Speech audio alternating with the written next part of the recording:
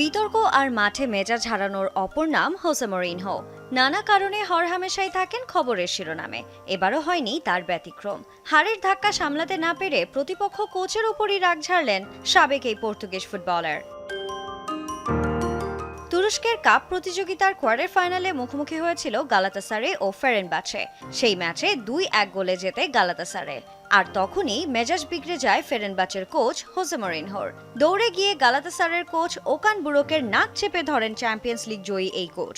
সাথে সাথে মাটিতে লুটিয়ে পড়েন বুরুক। এই ঘটনার পরেই নিরাপত্তা কর্মীরা চলে আসেন মাঠে। পৌঁছে যান দুই দলের ফুটবলাররাও। নাকে খোঁচা খাওয়ার পরই সংবাদ সম্মেলনে কথা বলেন গালাতাসারের কোচ বুরুক। আমি যখন যাচ্ছিলাম সে পেছন দিক থেকে আমার নাক চেপে দেয়। একটি দাগ পড়ে গেছে।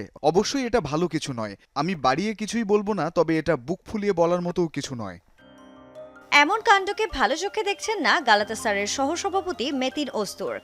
এটি শুধু গালাতাসারের কোচ নয়, এটি তুর্কির ফুটবলের ওপরও আঘাত হিসেবেই দেখছেন তিনি। জানালেন পৃথিবীর আর কোথায় মরিনহো এমনটা করতে পারবেন।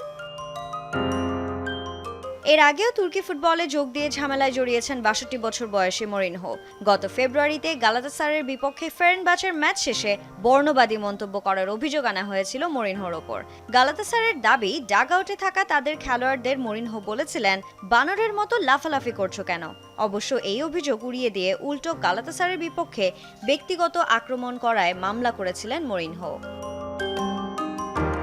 Sanjana Ivy, Jamuna sports.